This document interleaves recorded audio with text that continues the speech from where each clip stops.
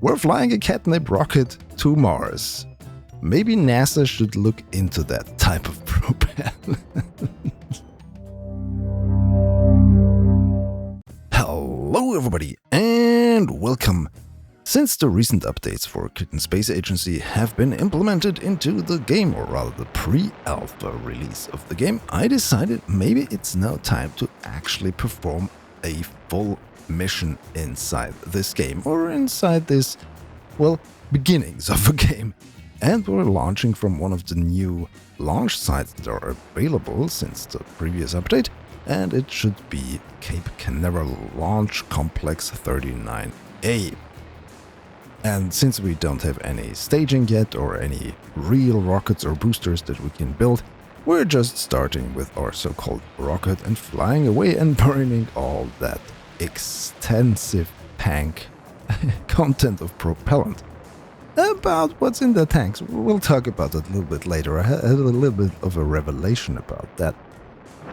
If you're not familiar with Kitten Space Agency yet, well, it's a game that is aimed to kind of be the spiritual successor to space simulation game legend Kerbal Space Program, since that property has been completely abandoned by the owners. Yeah, that's take two for you.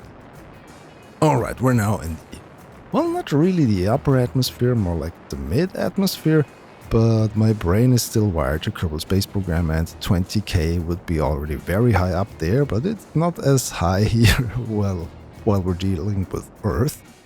So I'm burning up a lot more propellant than I probably should be.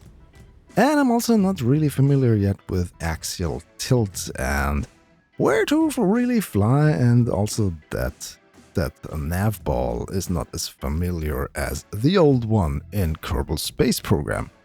But still, we're trying to manage, and I thought I kind of changed my inclination a little bit during ascent, and yeah, I totally messed that up, as you can see here. So now I'm trying to correct that, or maybe overcorrect that. You be the judge of that. And while the RCS thrusters are firing and our engine is firing, we're accelerating this here in real time. This is real game time, not sped up footage, because you can perform burns while doing time warp and maneuver the craft as well, which is really nice. Here you can see me trying to align my orbit to that of the moon, or at least the Earth-Moon system is kind of in sync. Hey, if I should visit the moon and look what's going on over there here in Kitten Space Agency, drop me a comment and tell me. And also, please make sure you're subscribed to this channel so you won't miss an update when anything new or interesting is going on with this game.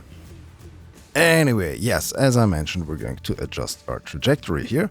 And while we do that, or while we wait for a maneuver node, I decided to look at these new part menus and look what this is actually fueled with, and it's nepetalactone and actinidine.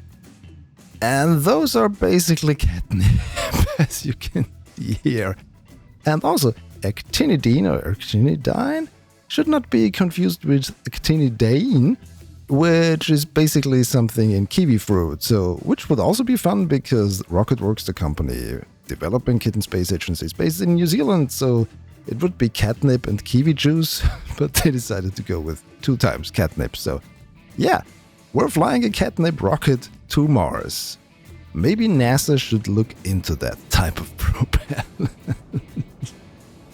And yeah, I spent way too much propellant in the atmosphere doing, well, not really any good things, and that's the reason why I kind of run out of fuel here. Well, that's not good, but since we can't add any boosters or can't really plan for a long distance, we are cheating and we add just more fuel by entering the console command refill rocket. Okay, now that that's done, and yeah, believe me, I would love to build a rocket and put the required amount of propellant in there and not just cheat my way around this. And now we gaze upon the beauty that is Earth below us. I mean, look at that. I mean, KSP with mods is beautiful, but this is already taking it a step above in my opinion. Speaking of steps, the next step is getting to Mars. And this is what we're doing here. We're just doing it with the integrated transfer planning tool. And we select our source, which is a rocket, the rocket we're flying, and the destination is, of course, Mars, as you might have guessed from the thumbnail, probably. It's interesting that this transfer calculation takes so long. This is real time, by the way, so it took quite a while. And once we've done that, we can look at the pork chop plot, we can look at some interesting stats about this, and once we're satisfied with it, we click Create, and then we get a maneuver node, and then we can, or a burn node, or whatever it's called in Kitten Space Agency, and then we can get to Mars. But in order to see what we're doing, I removed all the other orbit lines except those for my spaceship, the Earth, and of course my target, Mars. And as you can see here, unfortunately, while the calculation was pretty precise, it was not that precise that we actually get an encounter, so we have to manually adjust our node. In order to do that, we have to, of course, go manually again into the node or open the burn window where we can manipulate the little, not really sliders, but the plus minus buttons, so to speak. I hope there are going to be sliders or some more intuitive kind of UI once everything is finished.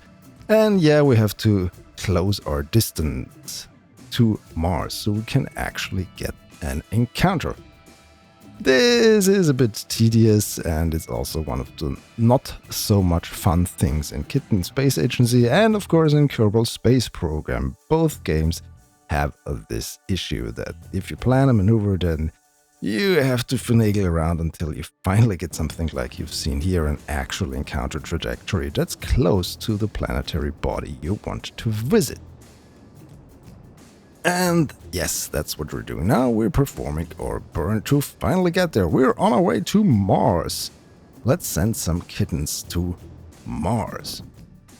And yes, what does work really well here in Kitten Space Agency is the automatic burn feature, where you can just hit auto on the burn and it will perform it pretty effectively and pretty well.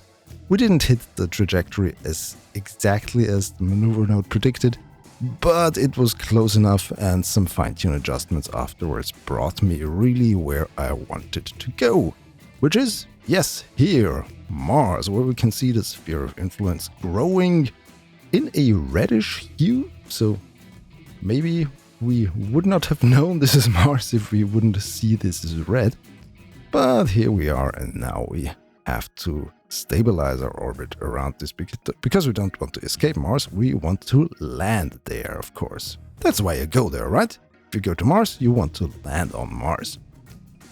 Okay, first things first, let's plan, of course, another maneuver or another burn here so we can get into a circular orbit around the red planet. And here it is approaching. And if you've seen, there were some tiny dots zipping around in the background. Those were the moons of Mars, Phobos and Deimos, of course.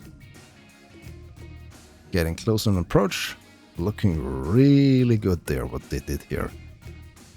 I mean, I haven't been to Mars personally, but I think this is a good representation based on all the pictures and videos we've seen from NASA, ESA, and all the other space agencies that have actually been to Mars. Okay, what's our target here? Well, based on where our orbit was, I decided to try to go to this fun little feature because it looks interesting, at least more interesting than a flat piece of land.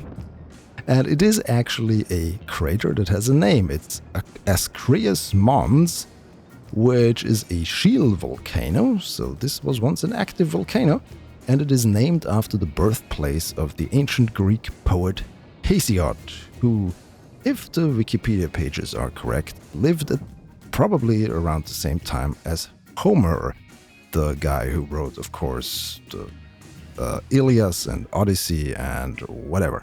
And yeah, the first attempt didn't go so well, and If this was already a game, I would have exploded. Again! So yes, we have to try again. The finagling with the maneuver node, well, not finagling really, you really have to guesstimate kind of where where your trajectory will end up on the surface, because it takes some time after you perform the burn until you sink, and the planet of course spins below you. So you have to take all of that into account, and also the gravitational pull on you, which will shorten your trajectory, and whatever, a lot of stuff to think about. So you have to kind of shoot ahead before you can really make a good touchdown. And yeah, what you can see here is me doing something wrong, which is I was still on the retrograde orbit profile instead of the surface back profile, and therefore it kind of did the retrograde burn in a different spot than it should have, and we introduced turn drift, and now we're floating? Again! Yeah, time to try this again. And yeah, here I haven't realized my mistake yet. As you can see here, I introduced the sideways drift, and this would also have been a big explosion. Again. Unfortunately, we don't have any explosions yet, except those that are constantly happening inside the rocket nozzle, or the combustion chamber rather, if you want to get picky, and I know you guys want to get picky about how your rocket engines work. And finally, after doing the correct autopilot mode with surface back, we managed to actually land there, and there was also some fine-tuning with the thrust-to-weight ratio throttle involved. Let's zoom a bit out here and let's admire the view here. So as I said, this is as gray as Mons, one of the big volcanoes on Mars. And somewhere around here should be also, more to the north, yes, there it is, the big one, Olympus Mons. So far as we know, the largest mountain in the solar system, I think with 28 kilometers in height. I haven't looked that up, this is just from memory, so if I'm wrong, please feel free to correct me in the comments.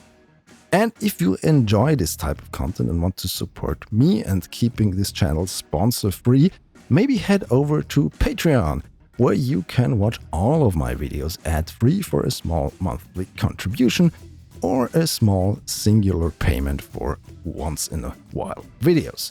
If you join one of the higher tiers, your name will show up here together with all of these wonderful people. Thank you so much, as always, for your support.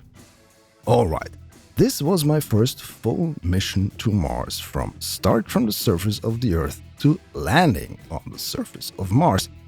Not yet returning, we'll save that for a later date, and unfortunately we of course don't have yet any pilots on board that we can get out of the capsule and walk around and do some stuff, but I think it was fun nevertheless.